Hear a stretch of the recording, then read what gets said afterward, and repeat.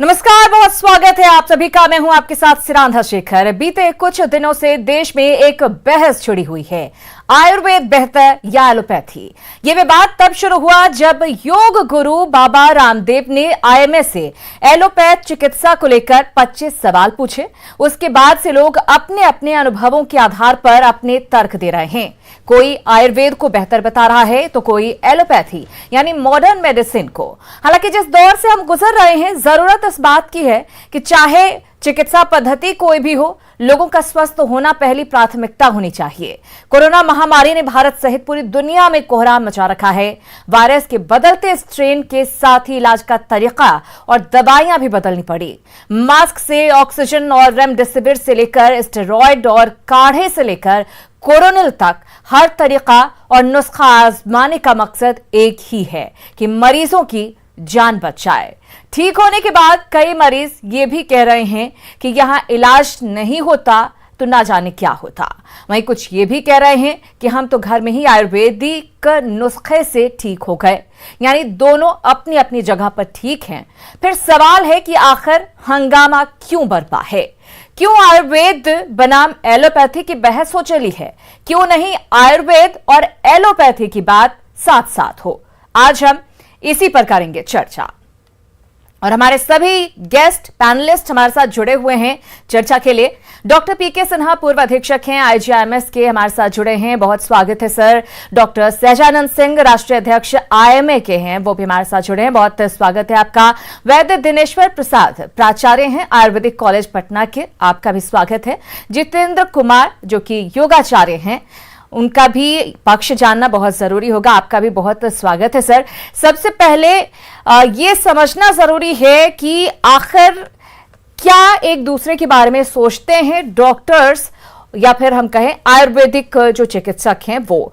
Doctor पीके सिन्हा, आप बहुत बड़े पद पर रहे, आपने बहुत ही करीब से देखा किस तरह से जो मॉडर्न चिकित्सा पद्धति है वो इलाज कर रही है, लेकिन जिस तरीके से इन दिनों बहस छिड़ी हुई है, इस पर आपकी सबसे पहले प्रतिक्रिया ले लूंगी।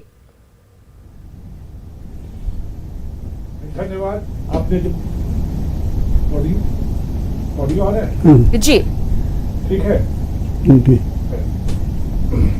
ये मैं धन्यवाद देता हूँ ईटीवी को जिसने मुझे आज आमंत्रित किया है। ये जो बहस है ये बाबा रामदेव के उस बयान पर है जिन्होंने एलोपैथ के डॉक्टर नाकाम है। 1000 डॉक्टरों का गिनवा दिया कि उनकी मृत्यु कोरोना से हो गई, वो क्या इलाज करेंगे आम जनता। तो और आईएमए ने अपनी तरफ से ये health minister government of India प्रधानमंत्री को लिखा है इस समय में कोरोना काल में ये जो स्टेटमेंट दे रहे हैं बाबा रामदेव, ये देश हित में नहीं है। जबकि फ्रंट लाइन के रूप में डॉक्टर्स सेवा कर रहे हैं, लोगों का लड़ रहे हैं और कुछ डॉक्टर मरे भी हैं, लेकिन 1000 डॉक्टर नहीं मरे हैं। ये उनका कथन बहुत गलत है। 748 डॉक्टर्स का डेथ है जो आईएमए ने अपना फिगर दिया है। लेकिन बाबा रामदेव ये समझना चाहिए कि उनका कोरोनिल दवा जिसका वो प्रचार कर रहे हैं उसका क्लिनिकल ट्रायल हुआ भी नहीं है। डीसीजीआई ने अप्रूवल तक नहीं दिया। फिर कैसे उस दवा को अप्रूव करके कोरोना बीमारी से वो इलाज कर रहे हैं? सरकार को इस पर एक्शन लेना चाहिए कि जिस दवा का क्लिनिकल ट्रायल नहीं हुआ, एक वैक्सीन का क्लिनिकल ट्रायल कोवैक्सीन का फेज 3 का नहीं है, तब तो इतना हंगामा हुआ। और एक आयुर्वेदिक दवा का outright health minister government of India जाके उसका इनोग्रेट किया जिस दिन कोरोनिल दवा का लॉन्च किया गया। तो ये बड़ा हास्यास्पद है कि इस तरह का बयान बाबा रामदेव दे रहे हैं। इस पर चलिए चर्चा को मैं आगे बढ़ाऊंगी और ये भी दरअसल जानने की कोशिश करूंगी कि आखिर ये वर्सेस क्यों हो गया है? क्योंकि प्राथमिकता तो सभी की वही है, चाहे वो आयुर्वेद से जुड़ा कोई शख्स हो या फिर एलोपैथी डॉक्टर हो। हमारी कोशिश यही होती है कि किस तरीके से मरीज को ठीक किया जा सके।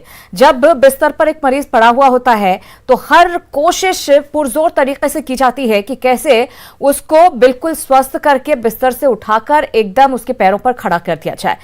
वैद्य दिनेश्वर प्रसाद हमारे साथ जुड़े हैं, आयुर्वेदिक कॉलेज पटना के प्राचार्य हैं। दिनेश्वर प्रसाद जी, आप इस पूरे घटनाक्रम को लेकर क्या कहना चाहेंगे? इसको किस तरीके से आप देखते हैं? क्योंकि ये जो वर्सेस जैसी बात हो गई है वो थोड़ी अजीब लगती है, क्योंकि ऐसा लगता है कि ये करके लोगों के बीच एक भ्रम की स्थिति दरअसल पैदा हो गई है।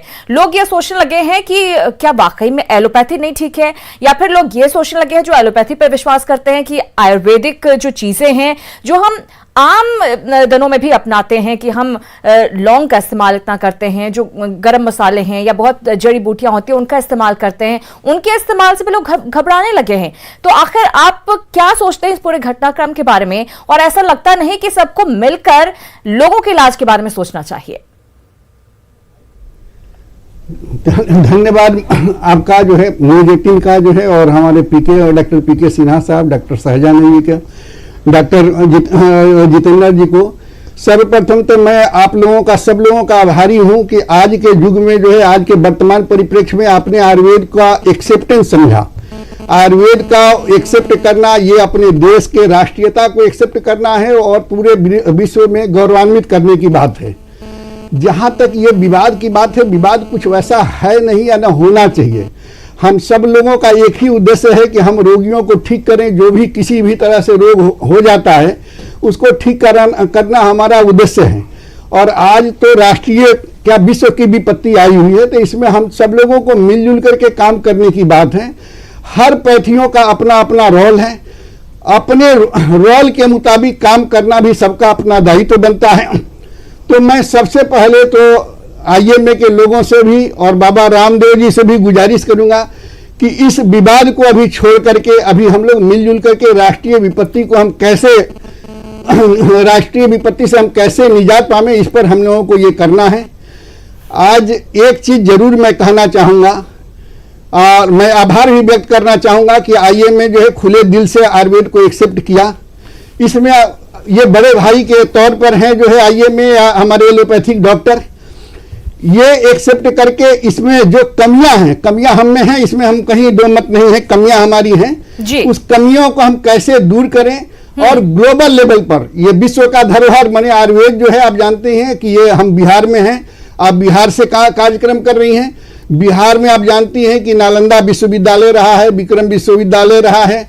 ये जो है यहाँ आरोग्य बिहार हुआ करता था, जो दुनिया का सबसे बड़ा हॉस्पिटल बौद्ध के जमाने में हुआ करता था।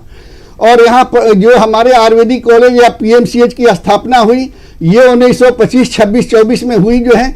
इन दोनों का उद्देश्य यही था कि सबको मिला करके एक नई चीज जो है देश के लिए दिया जाए, जो उसमें हम लोगों को अहम भूमिका निभाने की जरूरत है। देश के लोगों का जान कैसे बचे, देश निजात कैसे मिले, इस पर हम समझते हैं कि खुले दिल से जो है इसको एक्सेप्ट करके और इसको जो है हम लोगों को जो है बढ़ाना चाहिए।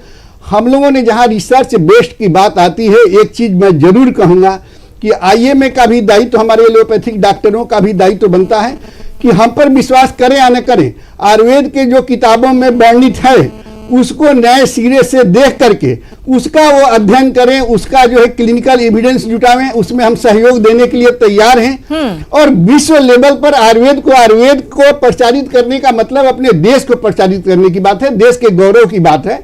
और ऐसा बहुत सारे देशों में हुआ है कि जो सब चिकित्सा पद्धति मिल करके एक नया विकल्प लोग ढूंढा है और उस विकल्प के तहत काम हो रहा है। तो इस टाइप का जो है हम लोगों का प्रयास होना चाहिए और हम तहे दिल से पुनः आईएमए के लोगों का, एलोपैथिक डॉक्टरों का, इस स्पेशली जो है इस विपत्ति में इन लोगों ने काम किया है, इसको इग्नोर नहीं किया जा सकता है। पूरा देश एक्सेप्ट करता है, पूरा दुनिया एक्सेप्ट करता है। इसी की जरूरत है कि एक दूसरे के साथ मिलकर कंधे से कंधा मिलाकर देश के लिए सोचना चाहिए। और जो मरीज हैं, जो एक बेसिक काम होता है जो डॉक्टर्स का होता है कि भाई लोगों का इलाज करना है, फिर चाहे वो एलोपैथी डॉक्टर हैं या फिर वो आयुर्वेद के डॉक्टर हैं, चिकित्सक चिकित्सक हैं जो अपने तरीके से इलाज करते हैं, जो कमियां हैं उन्हें दूर करने की जरूरत है। जितेंद्र कुमार भी हमारे साथ जुड़े हुए हैं जो कि एक योगाचार्य हैं, और चूंकि जब बाबा रामदेव ने कई सारी चीजों का जिक्र किया, कई सारे सवाल पूछे थे, तो उसमें यह भी था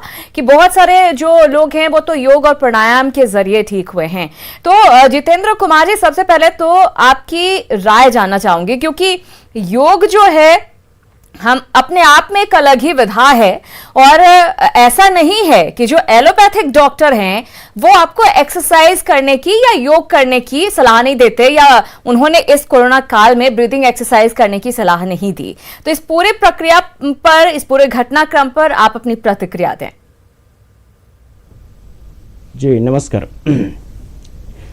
सबसे पहले तो मैं डॉक्टर साहब को धन्यवाद करता हूं कि आज मुझे मौका मिला सर के साथ में बैठकर इस विषय पर चर्चा करने के लिए।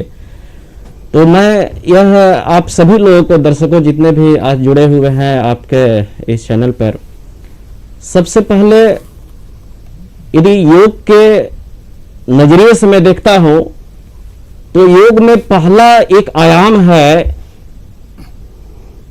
और जिसका नाम है यम, और यम में भी एक पहला है, वह है अहिंसा।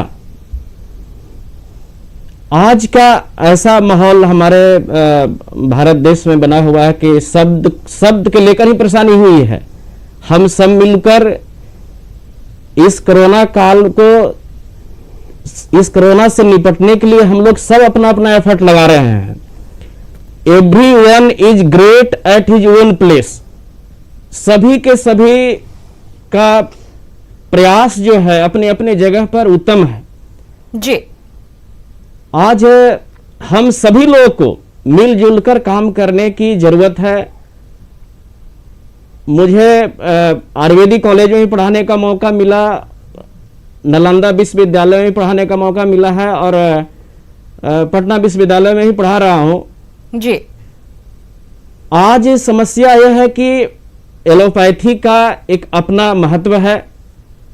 आज यदि किसी को बुखार लग जाता है या और कोई ऐसा समस्या आ जाता है तो योग टीचर रहते हुए भी पहली याद हमें अंग्रेजी दवा के डॉक्टर के पास जाते हैं। लेकिन दूसरी पहलू यह है कि आयुर्वेद एक ऐसा चीज है जो परमानेंट सॉल्यूशन देता है, लेकिन यदि तत्क्षण हमें सॉल्यूशन चाहिए तो हमें उनके तरफ ही जाना पड़ेगा। मेरा कहने का मतलब हुआ कि पृथ्वी, जल, वायु, अग्नि, ये सब का अपना अपना महत्व है। उसी तरह से हमारे सिस्टम में योग तो आयुष मंत्रालय की तरफ रेगुलेट किया जाता है, जिसमें ये सभी पद्धतियां हैं। योग भी है, आयुर्वेद भी है, होम्योपैथ भी है, यूनानी भी है। तो हमारी तो यह एक संस्कृति रही है कि हम सब मिलजुल कर, जिस तरह से अपने घर में परेशानी होती है, समाज में परेशानी होती है, देश में परेशानी होती है, सब अपने व्यक्तिगत समस्याओं को, मान लिया जाए किसी को शब्द से परेशानी हुई, वाक्य से परेशानी हुई, या अभाव से भावनाओं को ठेस पहुंचा हो, तो उसे भूलकर और समस्याओं को निपटने में ही समझदारी हम सब लोग की हो जी। आज चाहे बाबा रामदेव का योगदान भी देख लीजिए तो वह कम नहीं है। हर एक व्यक्ति के अंदर जो भी कार्य होती है उसका प्लस और माइनस होते हैं। तो हमें जो है सकारात्मक पक्ष को देखते हुए आगे बढ़ना चाहिए। मैं आपको एक भगवत गीता का मैं एक श्लोक को, मैं ऐसे सभी लोग जानते हैं, कर्मण्यवाधिकारस्ते मा फलेषु कदाचन। यदि सभी लोग अपने अपने जो ड्यूटी मिला हुआ है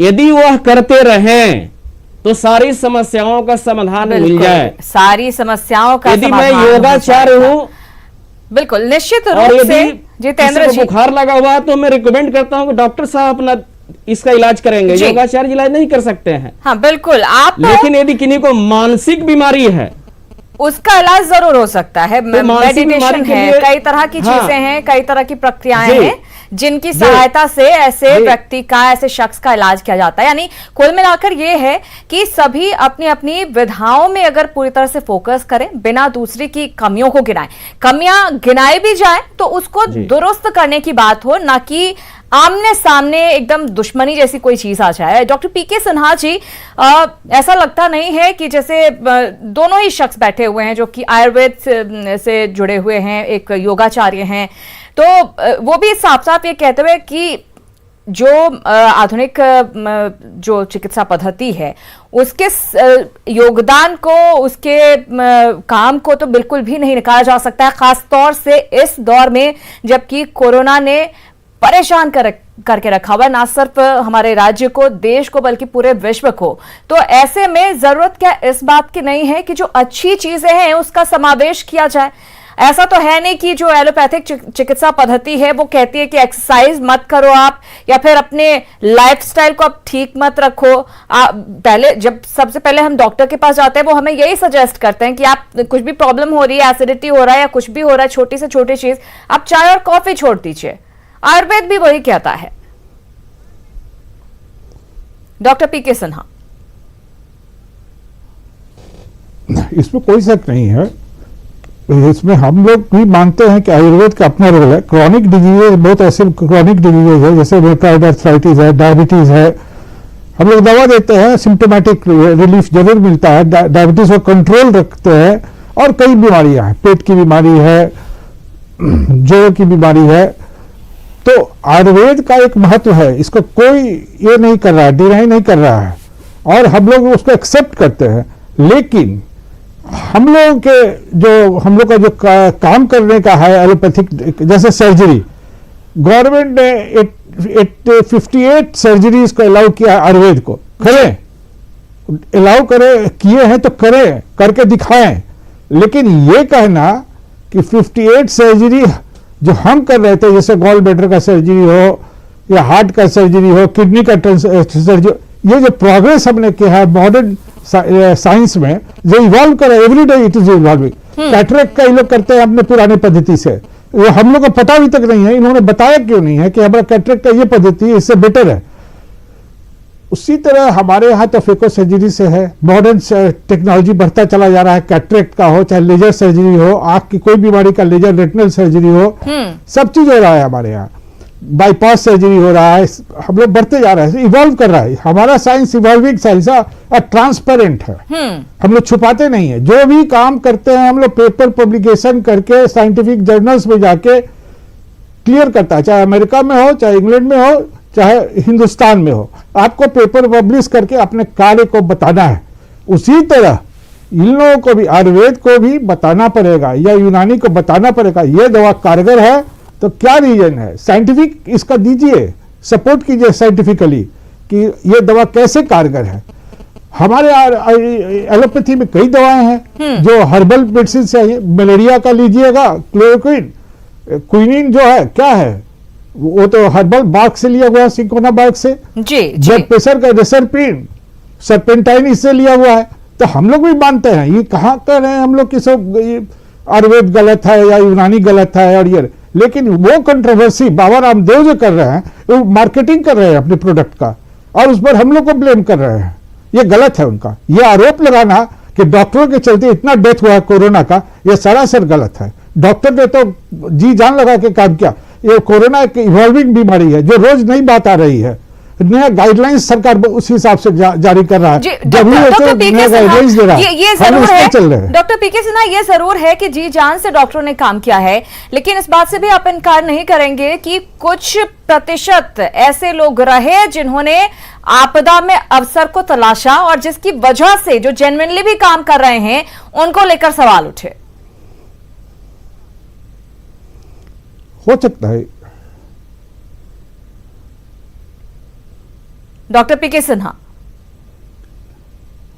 ये आवाज आपकी नहीं आई होगा। व्हाट जी मैं यही कह रही हूँ कि आप बिल्कुल सही कह रहे हैं कि पूरी तन्मयता के साथ, पूरे शिद्दत के साथ जो डॉक्टर्स थे वो लगे रहे और अभी भी लगे हुए हैं जो कोविड के मरीज हैं उनको ट्रीट करने के लिए।